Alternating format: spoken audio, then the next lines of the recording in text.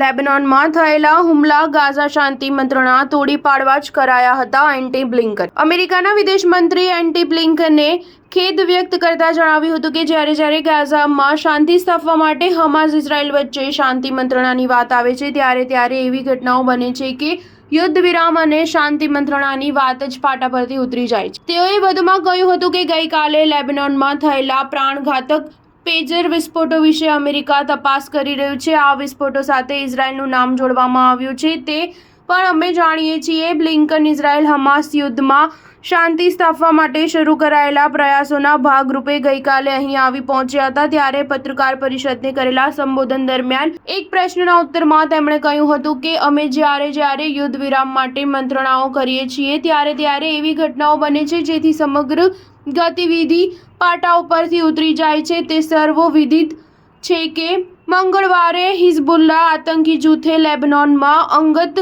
પેજર્સનો ઉપયોગ કરી જે વિસ્ફોટો કર્યા હતા તેથી એક બાળક સહિત 12 વ્યક્તિઓના મૃત્યુ થયા હતા. જો કે ઇઝરાયલે તો સ્પષ્ટ કહ્યું નથી કે તે હુમલા પાછળ તેનો કોઈ હાથ નથી.